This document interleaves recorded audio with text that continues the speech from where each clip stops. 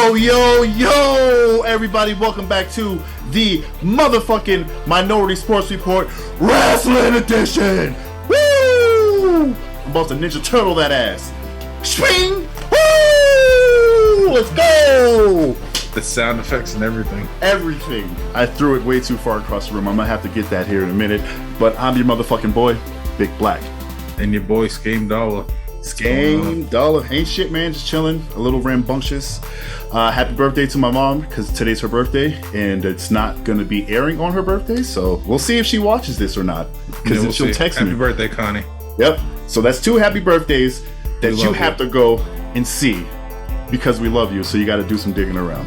And she probably won't text me until like 3 months from now. But, oh, y'all gave me a birthday shout out? Finally listened to the episode? Finally listened to it 3 months later. But anywho, we got, there was a lot of good wrestling, a lot of confusion on my part, because my wrestling happened on Friday and Saturday instead of Wednesday and Friday, so that fucked me up, but I'm gonna go grab this belt. Yeah, I'm gonna go grab this belt real quick. Alright, so I'll start it off, because I know you probably didn't watch it yet. The Dark Side of the Ring, Luna Vashon. I did not, you were 100% right. I figured. But yeah, they aired this episode. I was looking forward to this one. I actually watched it earlier today. Yeah, she's one of those people that live the character. And yeah. Damn. Yeah, she went through some shit. She was adopted by like a famous wrestling family, the Vashon family. She was adopted by them. I didn't know that. I didn't know that. But yeah, she was a fucking true women's wrestler during a time when they just wanted pretty girls to take people to the ring. Yep. No, she was always one of my favorites. And I never knew if those were like real tattoos or shit in her head, but that shit always terrified me. That shit from all the pictures that I seen during the Dark Side, she just shaved her head and that was all like paint. Oh, okay. Word. That shit worked. Mm-hmm. The shit worked. God damn. All right. Yeah, and the stress. She talked about like doing that voice until her vocal cords bled because like the strain on them and shit like that. Like it was nuts. Oh, nuts. God. Oh, my God. Rest in peace, Luna. Rest in peace. For real. Still got to catch up on heels. But still, I think I'm only an episode behind now. I think I just missed this past weekend. Mick Foley appeared on it. He played a podcast host. Nice. Kind of a scummy one, not a scummy one, but just played like the true journalist. Said he wasn't going to talk about something, then immediately talked about it. Yeah. But yeah, it's a good show. I'm really liking it. Yeah, I'm gonna have to get on that Stars for that and for the fucking BMF shit. Oh yeah, the BMF shit. Yeah, I gotta catch up on that too. I think I'm an episode behind on both, so still somewhat caught up. But some actual wrestling. Jumping into some Impact. As I've mentioned, the last 2 weeks they're doing the X Division tournament for the vacant belt. Yep. This is the third and final of those three-way matches. And this one was won by my boy, El Phantasmo. Oh, I knew it. Coming from New Japan, taking out Rohit Raju and Willie Mack in a nice match. Damn. So ELP will go on to face Trey Miguel and Steve Macklin, who both won their triple threat matches in the finals. And that's going to be at Bound for Glory. Impact's been coming through. Impact's doing their thing, man. I don't watch it like you do, but I do read about it a lot. And yeah, AEW is great for everything right now. That's all I want to say. Just kind of Impact's doing their own thing, but with AEW, yeah, coming out too. Yeah, it's just like, oh, it's just so good. Tony Khan just got too much money compared to Impact. That's exactly what it is. But it's working out for everyone. Except for WWE, I guess. Yeah. But anywho. So yeah, ELP won that one. They had a match between Savannah Evans, which is Tasha Steele's new homegirl. She took out Lady Frost, who's She seems like a newcomer to Impact, but I don't know where she's been previously. She might have been a big star somewhere else. I just don't know. Word. And we had Rich Swann defeating VSK in a singles match. We had Chris Sabin defeating the Bullet Club's Chris Bay in a singles match. And then there was a battle royal to see who the winner. Well, not the winner. They had a battle royal. The winner would be the number 20 entrant into the Call Your Shot Gauntlet match. The runner-up is number 1. Oh, yeah, that's ugly. Fucked. There was a bunch of people in this match, including women.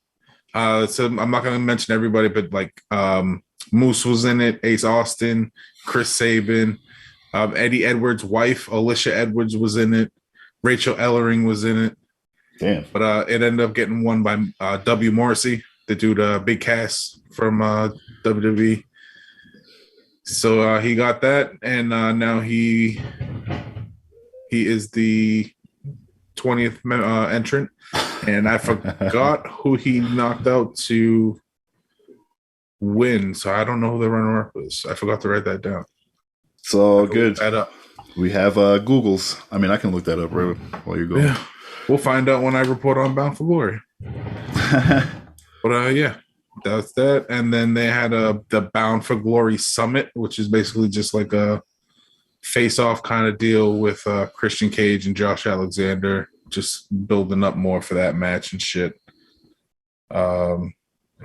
Seems to be like they got respect for each other, but not that they don't like each other. They want the belt. We want the belt. We want the belt. We want the belt. There you go. Yeah. So that was Impact. Then we had New Japan. They had New Japan Strong. They had I think they were doing an event because they weren't shooting in their regular arena that they usually tape in. Mm-hmm. Or at least it didn't look like it to me, unless they switched things up. I don't know. But they kicked it off with Alex Coughlin. He's doing like a series of challenge matches. And this one he lost to the Dirty Daddy, Chris Dickinson. Then we had Rocky Romero and Ryosuke Taguchi defeating the team of Team Filthy, which was Royce Isaacs and Jorel Nelson. Then we had a big 8-man tag, Juice Robinson, Leo Rush, Clark Connors, and TJP, which is a fucking nasty lineup. They defeated the Bullet Club, which is a team of Taji Ishimori, my dude El Phantasmo, Hikuleo, and Chris Bay. Sabin? Chris Sabin. Okay, so Sabin's the number 1? Yep. All right, cool. I had a feeling it was him because I know that shit's fucked up. I'm just reading the fucking recap of it and just like, oh, that is such a great rule. So like, it's fucked up, but it's so good. Yeah. But hey, you get in, but you got to be the first one in. You made it to almost the end, but now you're the first one in. Sorry, sucker. Oh, that's sorry, great. buddy. It's great. Enjoy that. That's fucking great. Then the main event of that New Japan Strong is the return. I don't know. Well, it's the first time I've seen him. I don't know if he wrestled before this. The returning Will Ospreay, the former New Japan World Champion, who had to drop the belt or was stripped of the belt because of a neck injury. I don't know if you remember that. Mm-hmm. So yeah, he got a win over Carl Fredericks. And then he also had a match. It looks like New Japan was also taping wherever New Japan Strong was. There was a lot of crossover because they had a Saturday show and New Japan aired on Friday, but I don't know how pre-taped and shit that was. Mm-hmm. But yeah, they had New Japan Showdown. Not going over the whole card, but Juice Robinson defeated my boy El Phantasmo. After the match, Juice Robinson challenged Moose to a match at New Japan Battle in the Valley, which is an event I believe is in the Valley in California somewhere. Then we had Jay White defeating Fred Yehai. After that match, White challenged Kota Ibushi to a match. And then the main event was Minoru Suzuki, who you may remember, he popped up on Dynamite and shit. He defeated Chris Dickinson in that main event there. Nice. Yeah, and now on to AEW. Switching up the order a bit. Go ahead. Yeah, no, you're good. I was just trying to find out where they were taping at. Was it somewhere in LA? Says recent taping. The taping took place on October 16th. Has that aired yet? Yeah, that's probably what aired in Philadelphia. Oh, in Philly. Okay. Yeah. Oh, that makes sense. Yeah, because I seen Chris Bay posted up in front of the ECW mural on Instagram. So, all right. Yeah, that makes total sense now. Total sense. I watched Roads to the Top again. Oh, yeah, do that. Because I kind of half-assed watched it and didn't go back and double-check it. How was it? Same deal. This one was really good. At least for me, because it showed more of the behind the scenes wrestling. Like it showed people actually just like taking bump after bump after bump. You know what I mean? Just like people, four corners, get up, take a bump, get up, take a bump, get up. Like I love watching that shit because that's what really goes into it. You know. So I thought that part was cool. And then I guess. It's hard for me to really care about the life aspect of Cody and Brandy and his family because I don't care that much. I care about the wrestling and I want to see. So it's cool that they're a wrestling family and wrestling revolves around them, but like Cody's sister tried to make up with Brandy by giving her a bracelet for the baby. And then Cody was like, yo, this is my sister trying to tell you that she's controlling. Like, I don't know, man. It was just a bunch of family drama that I don't give a shit about because I got a big ass family. And all I got to do is pick up the phone. That's why I kind of checked out because I seen it going that way the last episode with the sister and shit. And I was just like, I don't care. I don't got time for that shit. No, they definitely missed the mark on that one because it was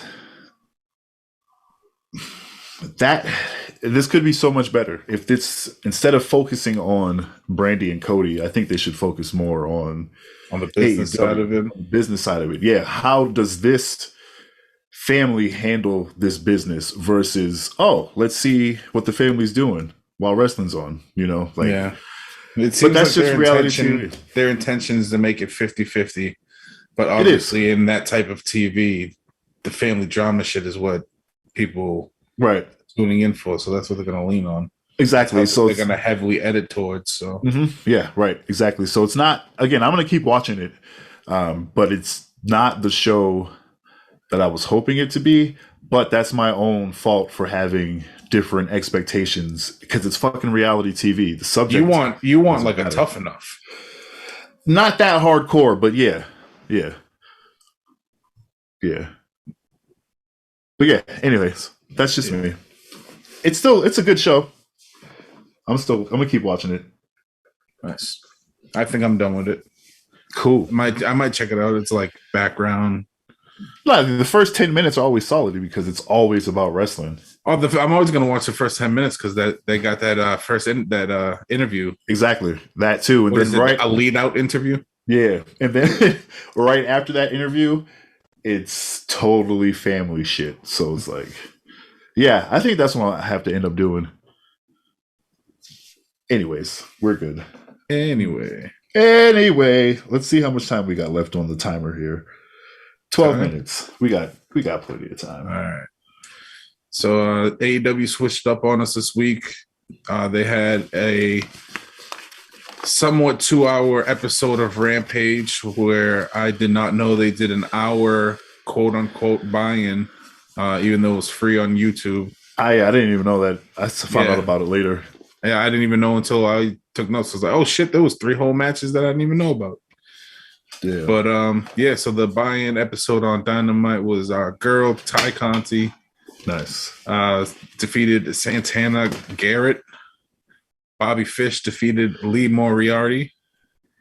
And Bryan Danielson got the win over Minoru Suzuki. Oh, really? Yeah. Doing double duty for New Japan and AEW. Nice. Good for him. Then on the Rampage that I actually saw, For real. if you want to jump in with the interview shit, because I didn't write down any of the notes. Anything important you think I missed? Say I don't give a shit about the interviews. Yeah, I just wanted to see some wrestling. Right. CM Punk defeated Matt Sydal. That was a good Ruby match. Soho, yeah, that was a good match.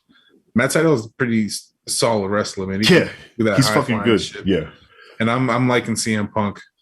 Me too. I know he's old now compared to what people fall in love with him but I'm enjoying him. Yeah, that's great. So I didn't see that before. Me either. So yep, CM Punk beat Matt Sydal. Ruby Soho defeated the Bunny.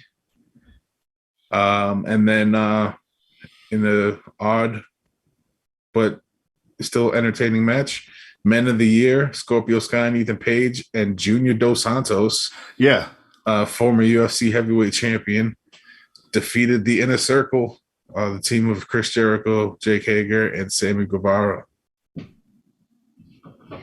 Yeah, it was. I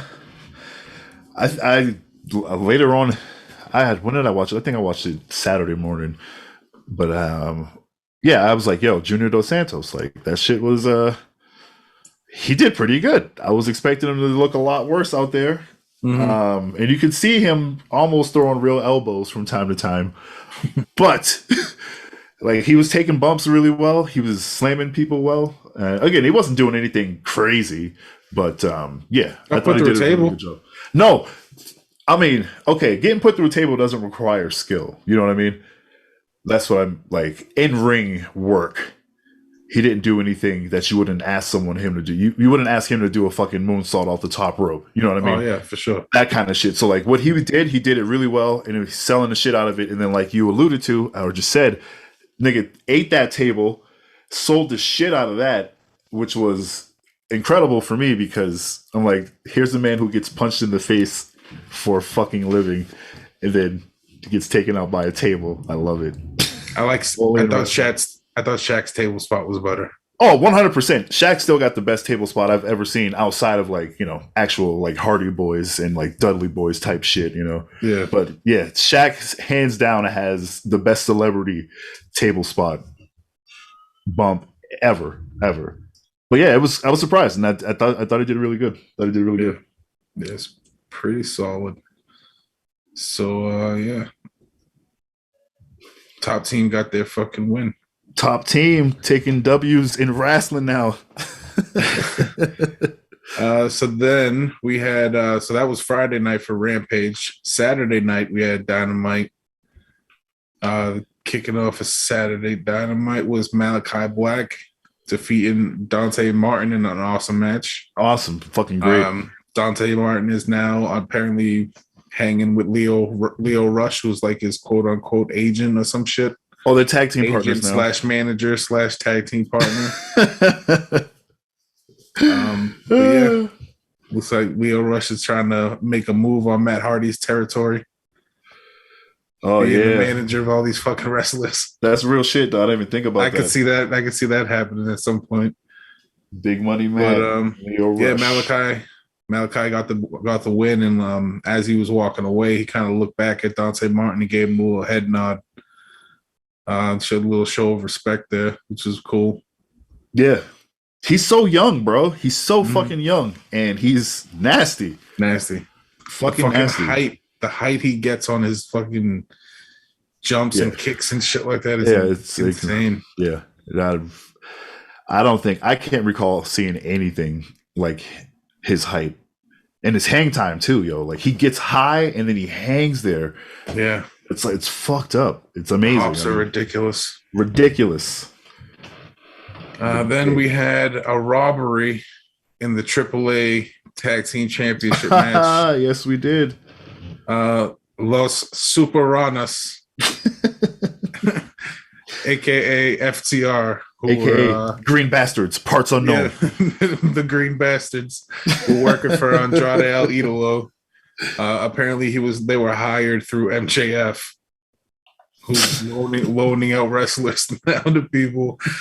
They defeated the Lucha Bros in that AAA tag team match. FTR was able to get some distraction from Tully Blanchard and then hit, I think it was Ray Phoenix with the belt, one of the belts, and was able to steal the win and are now fucking Triple H champs, which is, that shit I did not see coming at all. At all. So I'm like, the possibilities, they're endless.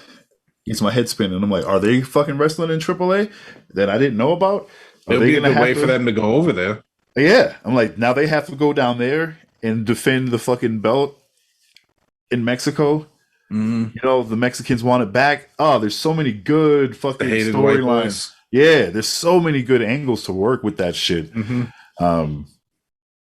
Which was crazy because, you know, they weren't going to lose that belt before they took the AEW tag teams. So, and it was funny because like they didn't even like build up to the surprise. Like CM Punk was like, it's obviously FTR. He's like, who are we kidding here? That's obviously FTR. Look at the body types. For real, dog. And then just rip the mask off. Yeah, because when they came out, I was like, no, it can't be. And then I heard him say shit like that. I was like, oh, shit, it really is. It was really good, but what a shock, what an upset, what a thievery. You know, yeah. Interesting one. Fucking great.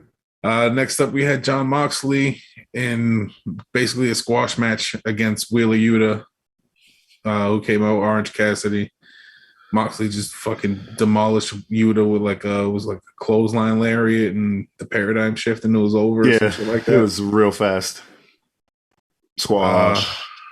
Yeah, poor Wheeler. He'll get there. Sheeta, she jumped Serena Deeb during the backstage interview. Oh yeah, was saying that she was trying to like elevate the women's division or some shit like that, and she got jumped. Yep, got hit with that leather jacket. Smacked with that leather jacket. That shit stings. Hell yeah, it stings like a motherfucker. It had buttons on it. And zippers. Next up, we had the Super Click, the team of Adam Cole and the Young Bucks defeating the Dark Order, which was Evil Uno, Alex Reynolds, and Johnny Hungies, Big John Silver. Big Little John Silver. Big Little John Silver. Hell yeah. That dude's the man. Johnny Hungy. Yeah, the Dark Order, Alex Reynolds and Silver, they stole the Young Bucks kiss on Adam Cole. Adam Cole, yeah. That shit was funny. That was funny. Yeah, a lot of good shit in that match. The co-main event, we had Penelope Ford defeating Kiera Hogan in that TNT Championship tournament. The TBS one? TBS, that's what it was. Yeah. I said TNT. TBS Women's Championship Belt Tournament. So Penelope Ford moves on. Yep. I can't wait for that. Yep. And then main event, Bryan Danielson defeated Bobby Fish in a solid match. Yeah, Bobby Fish is solid. Pretty good. This match reminded me of I don't know if you remember. I don't know if you looked it up at all when I mentioned it before. The Josh Barnett shit that he does with GCW, the blood sport. No. There's like submission grappling wrestling mixed with pro wrestling. No, I didn't. If this match was on that card, I could see it 100%. Shit. It was that style of match because the way they were like grappling and shit like that on the mat, that's exactly what that style of wrestling was. And it was entertaining. I liked it. I thought this was a great match. I did too. I don't know anything about Bobby Fish, so that was my exposure to him watching that shit. So I was very impressed. I feel like a broken record, you know. There's very few times where I'm like upset with AEW in terms of the product, you know. I got upset because, you know, the Lucha Bros lost their titles to cheaters, you know what I'm saying? Like getting storyline upset, that's not what I'm talking about. Like upset and just like, why the fuck are they doing that? So yeah, trying not to suck that dick too much, but it's a great product. And When it's not great, I'll spit it out. One that I will be going to next week. When is it? Next week, I believe. I'm going to text you guys every day. When's the show? Google it. You hear me, you motherfuckers? Google it. All that shit. Cool. We got a minute left. This is good timing. Good timing. So yeah, thank you guys for watching the show. Please subscribe to the channel. Make sure you like the video and make sure you hit the bell icon as well. You can follow us all collectively at TMS Report. This has been the motherfucking Minority Sports Report Rasslin Edition. Skame, where can they follow you, bro? Follow me at Game666. Word. Follow me. I am at the Beatnik. We'll be back next week for the double dosage. Peace out.